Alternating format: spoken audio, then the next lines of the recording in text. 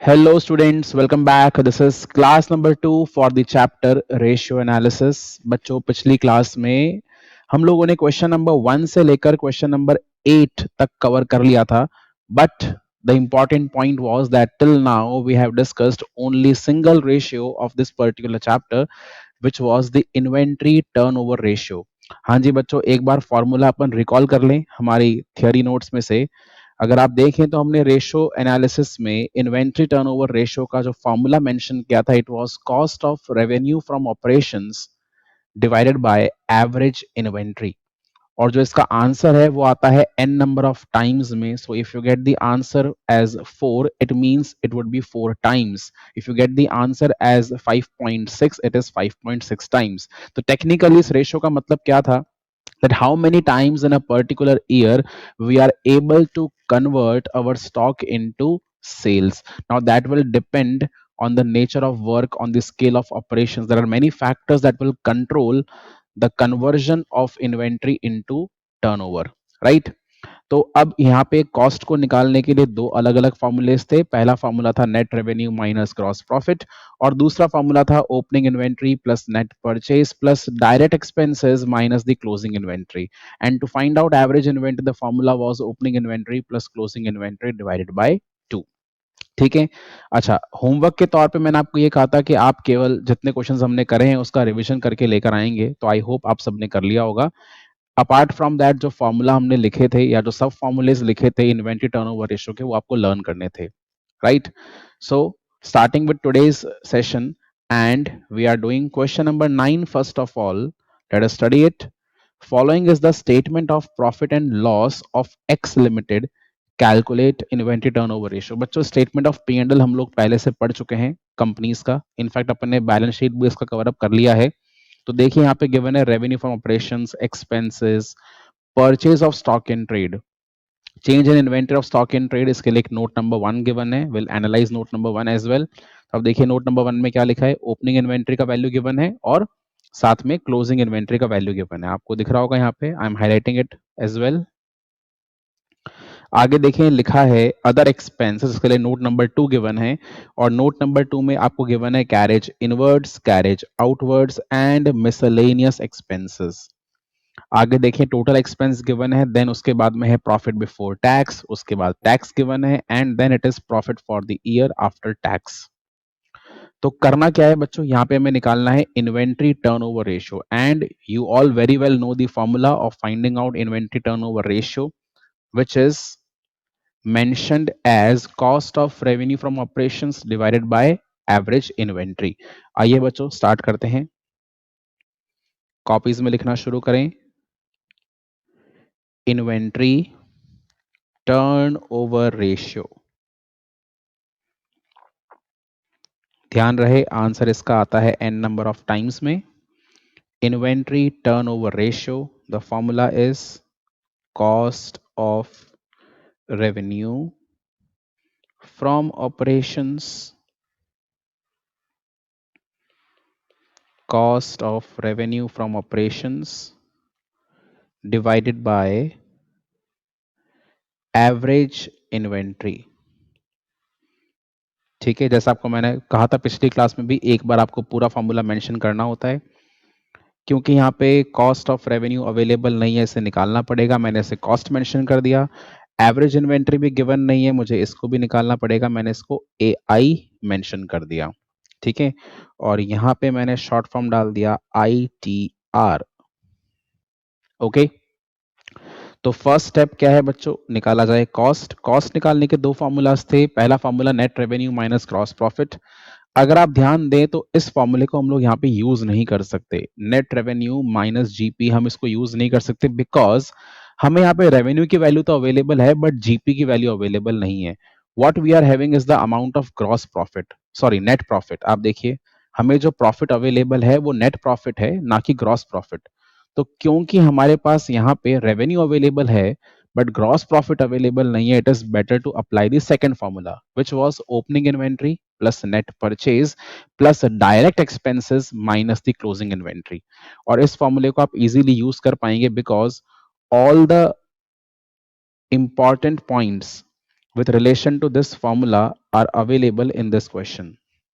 ठीक है, opening inventory plus net purchases. So what are net purchases, एक बार फिर से रिकॉल किया जाए. कैश परचेज और क्रेडिट परचेज को ऐड कर दो, उसमें से परचेज रिटर्न को माइनस कर दो, तो आपके पास में क्या आएगा, नेट परचेजेस. ठीक है, opening inventory plus net purchases plus direct expenses minus closing inventory.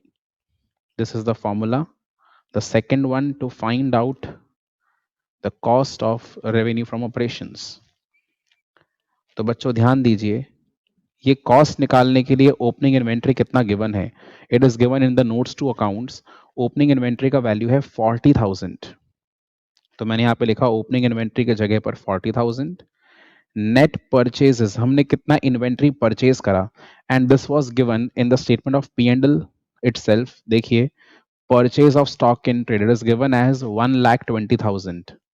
I hope you all are understanding my point. 1,20,000 plus direct expenses. Now the expenses incurred in the factory, और technically I can say वो खर्चे जो goods को purchase करने के लिए करे जाते हैं या मैन्युफैक्चरिंग के लिए करे जाते हैं, उसको अपन क्या बोलते हैं, डायरेक्ट एक्सपेंसेस.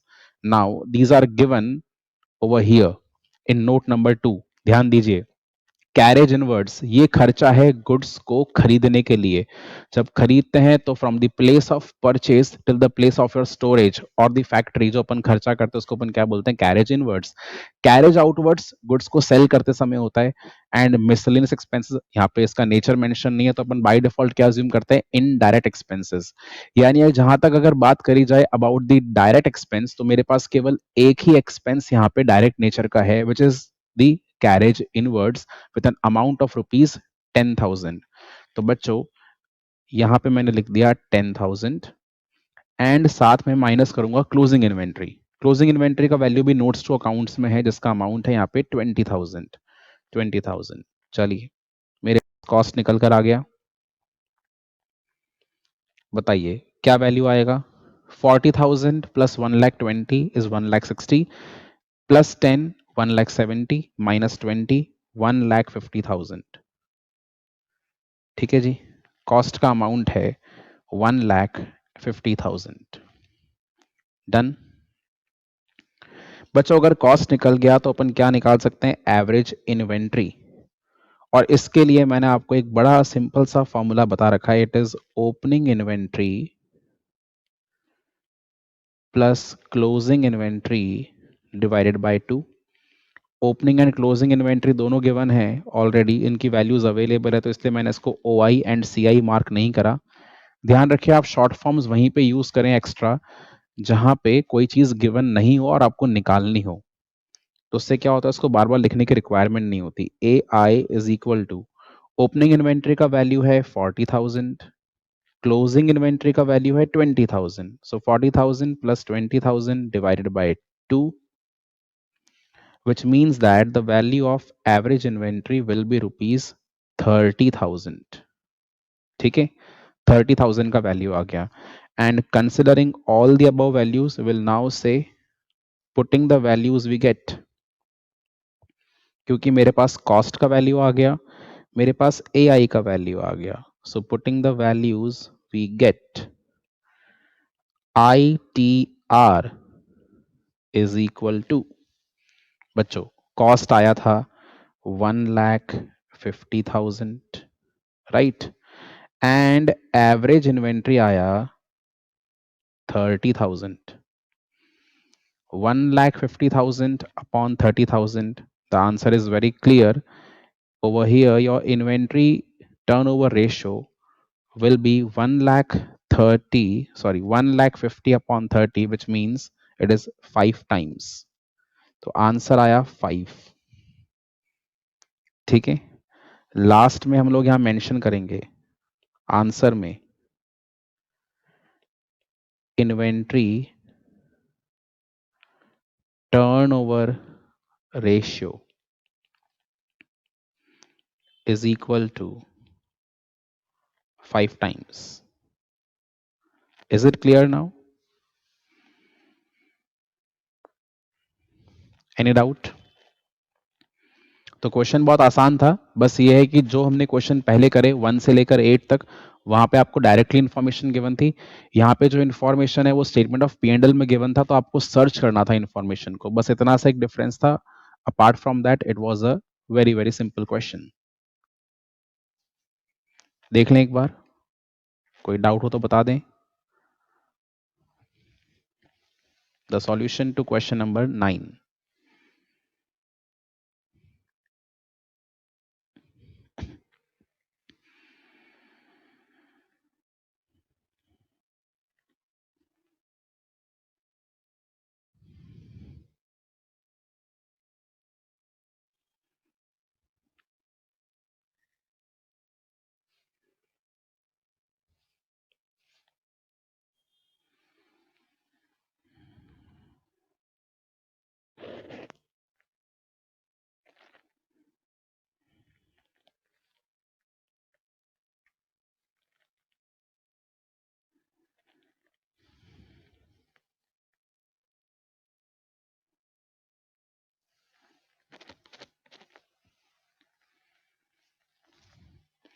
आइए बच्चों आगे बढ़ते हैं नेक्स्ट क्वेश्चन की ओर।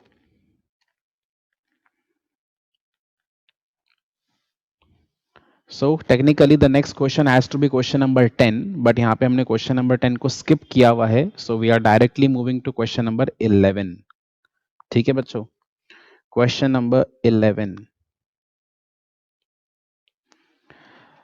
From the following information calculate inventory turnover ratio. Revenue from operations आपको गिवन है 16 लाख, एवरेज इन्वेंट्री है 2,20,000, और इस बार बच्चों आपको दे रखा है gross loss ratio 5%। Just pay attention, gross loss ratio 5%। Profit का रेशियो नहीं है बच्चों, लॉस का रेशियो है। तो अब क्या करें? पहली बात तो ग्रॉस लॉस रेशियो गिवन है 5%। अब ये परसेंटेज का बेसिस क्या है वो यहाँ पे अवेलेबल नहीं है। सो इफ यू रिमेंबर, मैंने आपको बताया था कि अगर ग्रॉस प्रॉफिट आपको एक परसेंटेज के फॉर्म में गिवन होता है, so it is generally based either on revenue और on cost. But if the question doesn't mention कि वो किसके ऊपर बेस्ड है, तो अपन क्या मानते हैं? It is based on revenue.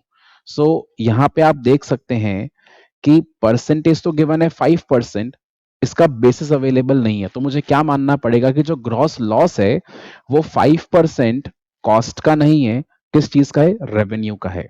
ठीक है, या तो क्वेश्चन मेंशन कर दे specifically gross loss ratio is 5% of revenue और 5% ऑफ कॉस्ट और 5% बिलो कॉस्ट, कुछ भी लिखा आ जाए। बट ऐसा यहाँ पे कुछ लिखा हुआ नहीं है, तो मुझे क्या मानना है? It is 5% of revenue. More over ये प्रॉफिट नहीं है, लॉस है।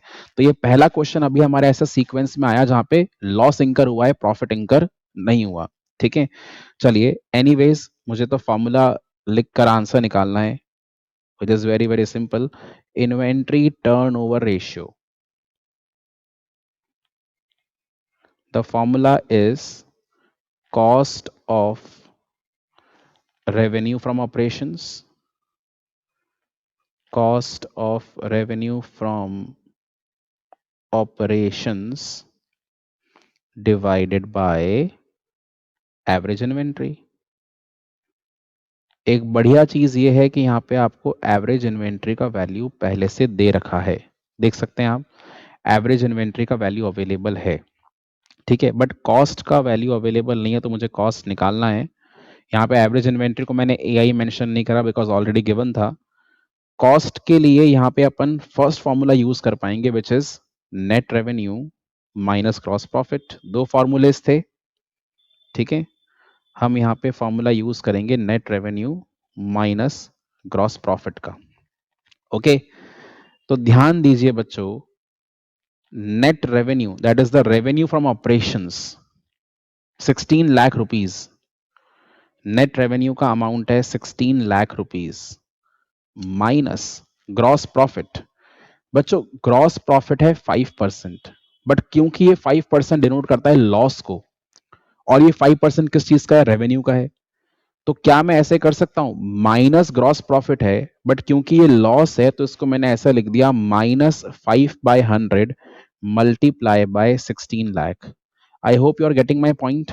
मैंने ऐसा क्यों करा? 5% इज 5/100, और किस चीज का 5% है? रेवेन्यू का। तो रेवेन्यू कितना है 16 लाख, तो 16 लाख का 5%। बट मैंने यहाँ पे माइनस क्यों लगाया, why I have return it as -5%, क्योंकि ये लॉस है, प्रॉफिट नहीं है बच्चों, लॉस है। तो 16 लाख का 5% is how much, it is 80,000। ठीक है, तो यहाँ पे हो जाएगा 16 lakh plus 80,000। Now why is it plus, देखो ब्रैकेट के बाहर एक माइनस है, ब्रैकेट के अंदर भी एक माइनस है, तो माइनस माइनस बिकम्स प्लस। तो कॉस्ट का जो यहाँ पे आंसर आएगा that is ₹16,80,000, 16,80,000। Now simply putting the values we will get the answer. Putting the values, we get ITR as 16,80,000 was the cost divided by the amount of average inventory, which is given as 2,20,000. 2,20,000। तो बच्चों 16,80,000 को आपको divide करना है 2,20,000 से, and you will get your answer of inventory turnover ratio.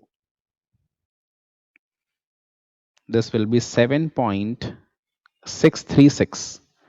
जब decimal में इसको कैलकुलेट करेंगे ये आएगा 7.636। तो मैं इसको राउंड ऑफ करके 7.64 कर दूंगा। ठीक है, 7.64।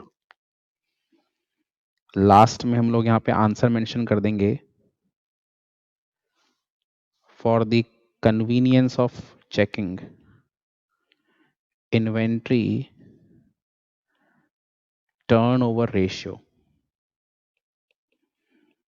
Is equal to 7.64 times. ठीक है, आंसर डेसिमल्स में आ सकता है, ऐसा मत सोचना कि डेसिमल में आंसर नहीं आ सकता। जनरली अभी तक हमारे सारे आंसर्स होल नंबर्स में आए, फुल नंबर्स में आए, but yes, the answer can also be in decimals। Clear है, देख लीजिए एक बार फिर से। Inventory turnover ratio, it is cost of revenue from operations, that is cost divided by average inventory।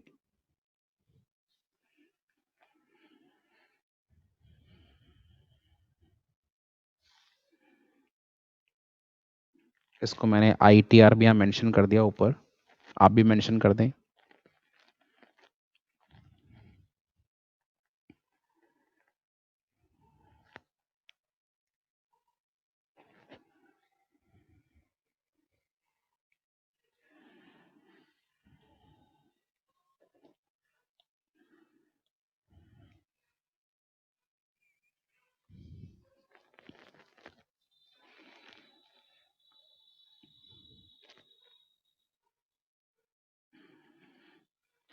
तो बच्चों अब आपके लिए होमवर्क जो है वो बन चुका है। It is from question number 13 till question number 25। ठीक है, क्वेश्चन नंबर 13 से लेकर क्वेश्चन नंबर 25 तक आपको होमवर्क ट्राई करना होगा, 13 to 25। इसके अलावा हम और क्या करने वाले हैं बच्चों, अभी हमारा ये क्वेश्चन नंबर 12 पेंडिंग है, इसको ओपन करेंगे, don't worry about it. But first of all note down the homework, it is from question number 13 till question number 25। ठीक है, ये आपको ट्राई करना है। उसके अलावा आप अपनी वो थियोरी के जो नोट्स वाली कॉपी है उसको निकाल लीजिए। हमने फर्स्ट फॉर्मूला लिखा हुआ है इन्वेंट्री टर्नओवर रेशियो का, मैं आपको कुछ फॉर्मूलेज यहाँ पे अब और ऐड करवा रहा हूँ आगे with relation to the activity ratios. लिखें, सेकंड स्टॉक वेलोसिटी रेशियो, आप इसको इन्वेंट्री वेलोसिटी रेशियो भी कह सकते हैं, स्टॉक वेलोसिटी रेशियो। एक और इसका नाम होता है average age of inventory, average age of inventory. ठीक है बच्चों, स्टॉक वेलोसिटी रेशियो और average age of inventory. Generally ये जो आंसर आता है इसका, ये डेज में आता है या फिर मंथ्स में आता है, ठीक है। इसका कैलकुलेशन जो है वो आप डेज में निकाल सकते हैं या मंथ्स में निकाल सकते हैं। Now it's a common sense. देखो, एवरेज एज ऑफ इन्वेंट्री, तो जो एज है वो या तो डेज में कैलकुलेशन होगा या फिर मंथ्स में कैलकुलेशन होगा। वैसे अपन एज ईयर्स में कैलकुलेशन करते हैं, बट यहाँ पे डेज या फिर मंथ्स में होता है। वाई सो? क्योंकि बच्चों ये जो रेशियो एनालिसिस है ये ईयरली बेसिस पे किया जाता है। For every year they are calculated. तो आप यहाँ पे ईयर में आंसर निकालेंगे तो वो इलॉजिकल होगा, इसलिए हम आंसर किस में निकालते हैं, डेज या फिर मंथ्स में। तो पहली बात तो ये फॉर्मूला टेक्निकली कहना क्या चाहता है, average age of inventory. So as we had noted earlier, inventory turnover ratio का मतलब ये होता है कि आप पूरे एक एंटायर ईयर में, ठीक है, एक एंटायर ईयर में आप कितनी बार अपने स्टॉक को सेल्स में कन्वर्ट कर पाते हैं। So let us suppose that your answer is 6 times. Please ध्यान दीजिए, आपका इन्वेंट्री टर्नओवर रेशियो का जो आंसर है वो 6 टाइम्स है। It means that we are able to convert our stock into sales 6 times in an entire year। ठीक है ना, एक एंटायर ईयर में हम लोग अपने स्टॉक को 6 बार सेल्स में कन्वर्ट कर पाते हैं। अब अगर मैं आपसे पूछूं कि between any to convergence what is the time duration, यानी कि स्टॉक सेल्स में कन्वर्ट होने से पहले कितना समय आपके गोडाउन में रखा रह गया, ठीक है ना, कितने महीने तक या कितने दिनों तक आपका जो स्टॉक है वो गोडाउन में रहा। तो आई थिंक आप इसका आंसर दे पाएंगे। मैं आपसे पूछ रहा हूं कि हमें किसी भी दो कन्वर्जन को करने में कितना समय लग गया।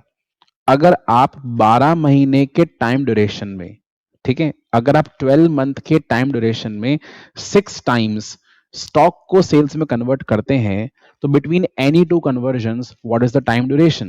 इट इज वेरी सिंपल, आप बोलेंगे सर 12/6 टू मंथ्स।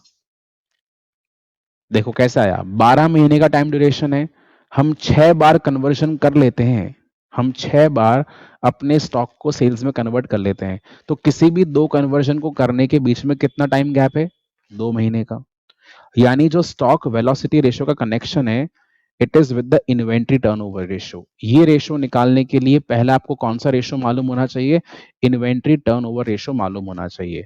तो बच्चों फॉर्मूला क्या बनेगा, it is very simple, that is days और मंथ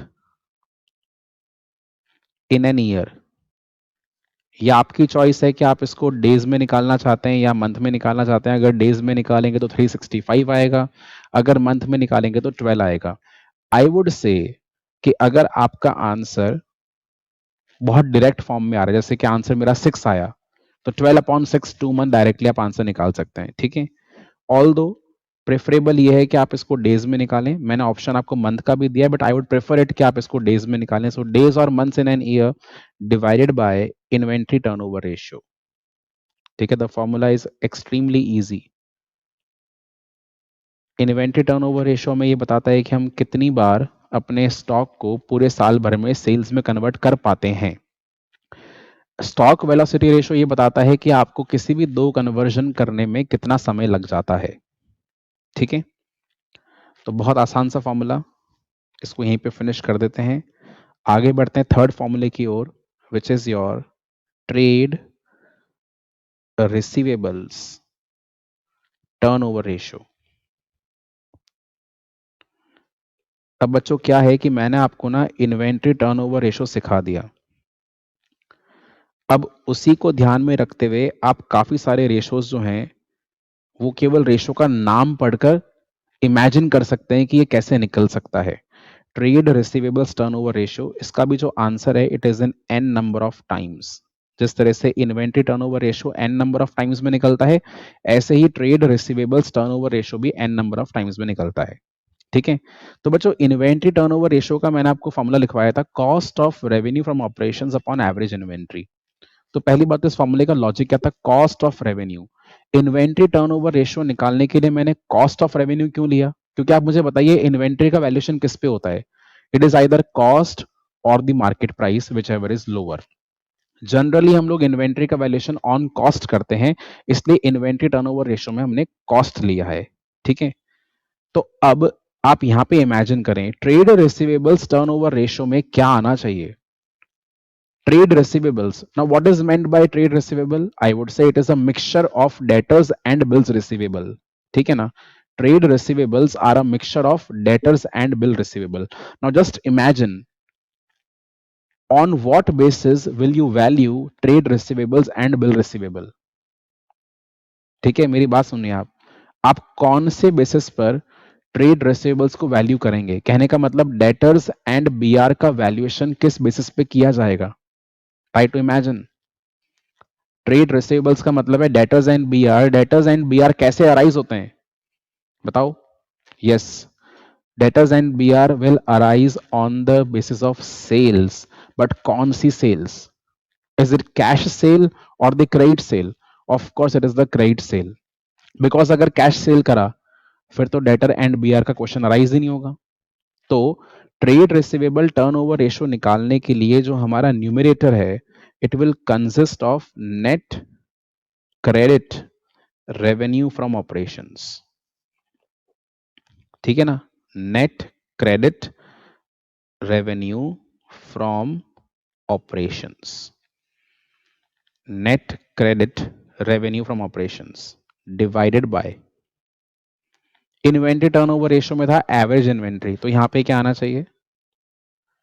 यहां पे आना चाहिए एवरेज ट्रेड रिसीवेबल्स. कितना आसान है देखो. अब ये फॉर्मूला आपको लर्न करने की जरूरत ही नहीं है. Trade receivable turnover ratio. So trade receivables are based on the credit sales. तो इसलिए ऊपर क्या आया? Net credit revenue from operations. और डिवाइड मैंने किससे कर दिया? एवरेज ट्रेड रिसीवेबल से. ठीक है. अब यहां पे इसको मैंने मार्क कर दिया ए टी आर. ठीक है. एवरेज ट्रेड रिसीवेबल्स को मैंने मार्क करा है A T R. Okay. And net credit revenue from operations को मैंने यहां पे मार्क कर दिया NCR. NCR net credit revenue. उससे क्या होगा?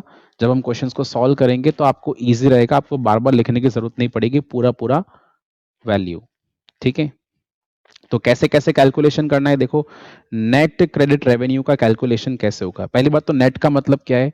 रिटर्न्स को माइनस कर दीजिए तो क्या आएगा? नेट आएगा. हमारे पास दो तरह के रेवेन्यू होते हैं. एक होता है कैश रेवेन्यू और एक होता है क्रेडिट रेवेन्यू. तो मुझे केवल कौन सा रेवेन्यू चाहिए? I would require only the credit revenue. ठीक है ना? तो credit revenue minus credit revenue returns. आपको ये पॉइंट समझ में आ रहा है? नेट क्रेडिट रेवेन्यू निकालने का तरीका क्या है? It is the credit revenue minus credit revenue returns. बहुत बार आप ऐसा बोल सकते हैं कि sir it might be possible ना कि क्वेश्चन के अंदर क्रेडिट रेवेन्यू गिवन ही ना हो, क्वेश्चन में आपको टोटल रेवेन्यू गिवन हो, विच मीन्स दैट क्वेश्चन में आपको ग्रॉस रेवेन्यू गिवन हो. ऐसा भी तो हो सकता है. बिल्कुल बच्चों, ऐसा हो सकता है. तो अगर ग्रॉस रेवेन्यू गिवन है so it is a mixture of cash revenue plus credit revenue. ये बात अपन डिस्कस कर चुके थे पहले से, देखो यहाँ पे, इसलिए मैं दोबारा इसको रिपीट नहीं करूंगा. हमने इन्वेंट्री टर्नओवर रेशियो में डिस्कस किया था gross revenue is a mixture of cash revenue plus credit revenue. तो अगर बाय चांस आपको क्वेश्चन में क्रेडिट रेवेन्यू गिवन ना हो तो आप कैसे निकालेंगे? आप ग्रॉस रेवेन्यू में से कैश रेवेन्यू को माइनस कर देना, तो आपके पास में क्या आएगा? क्रेडिट रेवेन्यू आएगा. और अगर आपको निकालना है नेट क्रेडिट रेवेन्यू तो आपको क्रेडिट रेवेन्यू में से क्या माइनस करना है? रिटर्न्स माइनस कर देना है. You will get the amount of net credit revenue. Fine. चलिए अब बात करते हैं एटीआर की. ATR that is the average trade receivables. अगर एवरेज इन्वेंट्री का formula opening inventory plus closing inventory था तो ट्राई टू अंडरस्टैंड कि एटीआर का फॉर्मूला क्या होगा. I would say it would B opening trade receivables, opening trade receivables plus closing trade receivables divided by 2. And what is generally meant by trade receivables? It's a combination of debtors and bill receivable. ठीक है, done. ये है आपका trade receivables turnover ratio. इसी के connection में बच्चों एक और रेशियो निकलता है, which means that it is called as average collection period. Average collection period. जैसे हमने अभी ऊपर स्टॉक वेलोसिटी रेशियो निकाला था या एवरेज एज ऑफ इन्वेंट्री निकाला था, यहां पे हम निकालना चाह रहे हैं average age of trade receivables, which is calculated either in days और इन मंथ्स। ठीक है, डेज या मंथ्स में इसका कैलकुलेशन किया जाएगा। अब क्या आप इसका फॉर्मूला गेस कर सकते हैं? अगर इन्वेंट्री टर्नओवर रेशियो के अकॉर्डिंग आपने कहा स्टॉक वेलोसिटी रेशियो का फॉर्मूला था डेज और month in an year divided bye inventory turnover ratio, तो इसका फॉर्मूला क्या होना चाहिए? एवरेज कलेक्शन पीरियड का फॉर्मूला क्या बनना चाहिए बताइए? इट वुड बी डेज और months in an year divided by the trade receivable turnover ratio. Trade receivables turnover ratio. बच्चों बहुत सिंपल है। आई एम टेलिंग यू कि कुछ फॉर्मूलेज ऐसे होंगे जहां पे शायद आपको लर्न करने की रिक्वायरमेंट भी नहीं होगी। Just by looking at the name of the ratio you will be able to understand कि अच्छा इसको इस तरह से निकालना है। क्लियर? तो अब सवाल ये उठता है कि सर आपने हमको फॉर्मूला लिखवा तो दिया, बट इसका टेक्निकल मीनिंग क्या है? ट्रेड रिसीवेबल टर्नओवर रेशियो का मतलब क्या हुआ? बच्चों अगर आप फॉर्मूला देखें तो फॉर्मूला है net credit revenue divided by average trade receivables. तो इसका आंसर टाइम्स में आएगा। लेट अस से जो इसका आंसर है वो आया 7 times. So what does it mean? इसका मतलब ये है कि that how far are we able to collect the cash from the debtors. ठीक है ना, ट्रेड रिसीवेबल्स टर्नओवर रेशियो। तो ट्रेड रिसीवेबल जनरेट होते हैं because of the net credit sales. उसके बाद में हम उससे क्या रिकवर करते हैं? मनी रिकवर करते हैं। ठीक है ना, फॉर एग्जाम्पल अगर मैंने आपको उधार पे कोई सामान बेचा तो उसके बदले आप मुझे मनी पे करेंगे।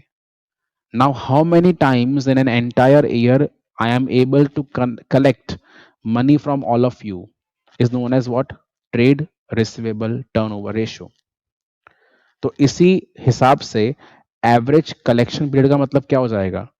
अगर ट्रेड रिसीवेबल टर्नओवर रेशियो आपको ये बताता है कि आप कितनी बार मनी कलेक्शन परफॉर्म कर पा रहे हैं, तो एवरेज कलेक्शन पीरियड ये बताएगा कि किसी भी दो कंसेक्यूटिव मनी कलेक्शन के बीच में कितना टाइम पीरियड है। ठीक है ना, कितने समय लगता है कलेक्शन करने में। For example trade receivable turnover ratio 12 times आया, यानी कि पूरे साल भर में आप 12 बार 12 टाइम्स आप ट्रेड रिसीवेबल से मनी कलेक्ट कर पा रहे हैं, तो एवरेज कलेक्शन पीरियड आएगा 1 मंथ। वाई सो?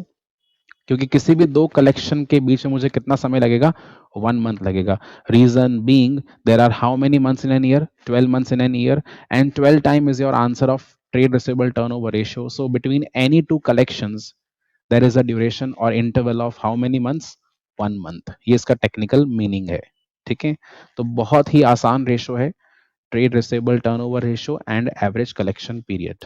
ठीक है, आइए आगे दो फॉर्मूलाज अपन और लिखेंगे which is again based on the above formulas, and the next one over here is trade payables turnover ratio. अब ये पूरा फॉर्मूला आप अपने आप बना पाएंगे। Trade payables turnover ratio, this is also calculated in n number of times। ठीक है बच्चों, इसका कैलकुलेशन भी n नंबर ऑफ टाइम्स में किया जाएगा। Trade payables turnover ratio. So what are trade payables based on? So first of all, trade payables are a mixture of bills payable and creditors. And bills payable and creditors are based on what? They are based on the net credit purchases. ठीक है, इसका जो basis है वो है net credit purchases.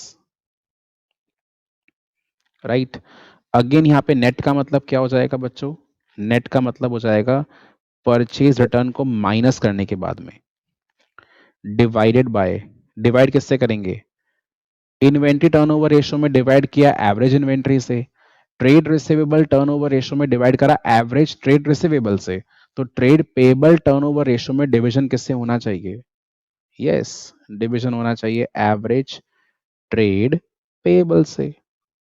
बिल्कुल ठीक कहा बच्चों आपने, average trade payables, that is ATP.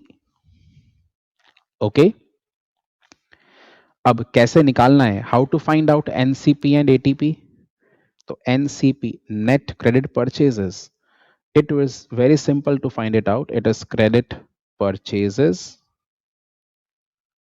minus credit purchases returns, ठीक है।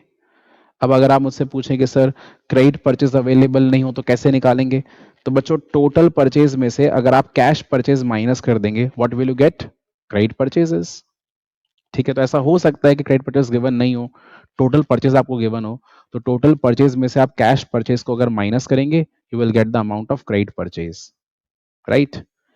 And what about ATP, average trade payables, how to find it out, अगर एवरेज इन्वेंट्री निकालने का फॉर्मूला था opening inventory plus closing inventory upon 2, average trade receivable का formula था opening trade receivable plus closing trade receivable upon 2, तो it's very obvious ATP का formula क्या होना चाहिए, बताइए, ओपनिंग ट्रेड पेबल्स, ठीक है ना, opening trade payables plus closing trade payables divided by 2। बस बच्चों इतना ही आसान मैं आपके लिए चैप्टर कर दूंगा कि आपको ज़्यादा तकलीफ नहीं होगी।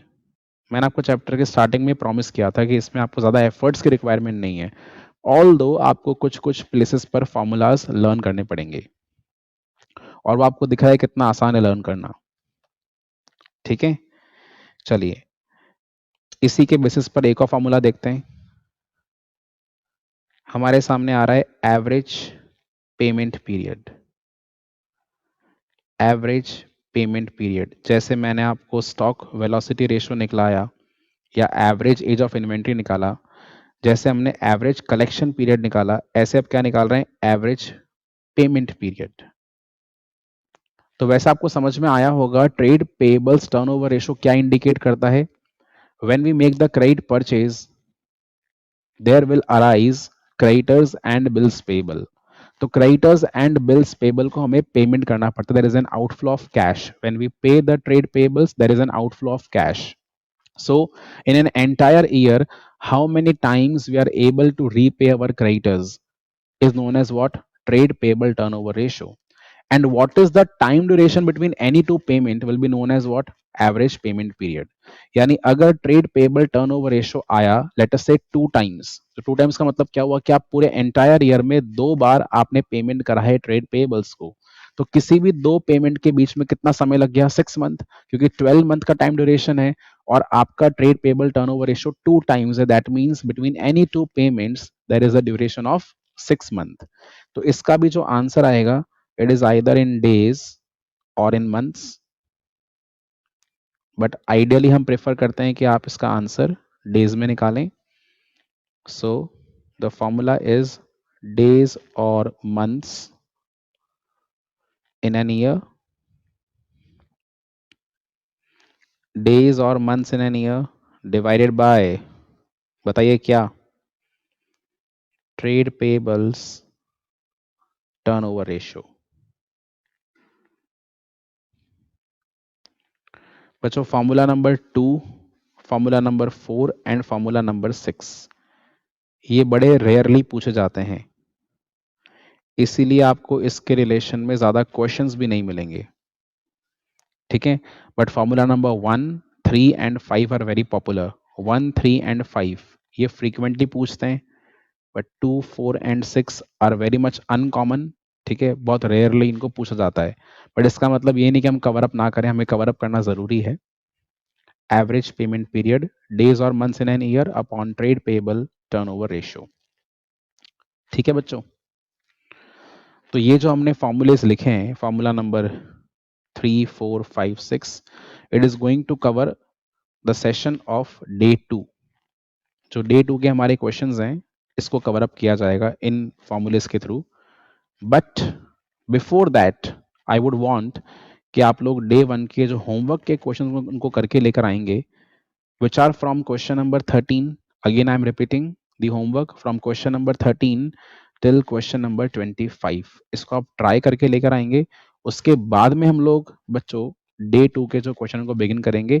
ऑल दो मैंने आपको डे 2 के जो कंसर्न्ड थियोरी है वो पहले से नोट डाउन करवा दी है, जिससे हम लोग नेक्स्ट क्लास के अंदर टाइम वेस्ट करे बगैर फटाफट से अपने जो क्वेश्चन को बिगिन कर पाएंगे। ठीक है, तो आपका होमवर्क आपको पहले से मालूम है कि आपको क्वेश्चंस करने 13 से लेकर 25। Apart from this, another homework that you will get is to learn the formulas from 1 till 6। ठीक है ना, 1 से लेकर 6 तक आपको ये फॉर्मूलाज लर्न करने। एंड वैसे तो जब हम ये नेक्स्ट क्लास में क्वेश्चन सॉल्व करेंगे, उसके बाद तो शायद आपको ये परमानेंटली याद हो जाएंगे। उसके बाद आपको फिर कभी इसको देखने की रिक्वायरमेंट नहीं होगी, बिकॉज बहुत सारे क्वेश्चंस हम करने वाले हैं इसके regarding with the ratio number 3, 4, 5, 6। काफी सारे क्वेश्चंस हैं इसके, तो मे बी ये आपको ऑटोमेटिकली लर्न हो जाए। But for the time being एक बार आप लर्न करके आएंगे, उससे क्या होगा, हम क्विकली क्वेश्चंस को सॉल्व कर पाएंगे। Okay, so see you all in the next class. Till then, keep on revising and do the practice very well.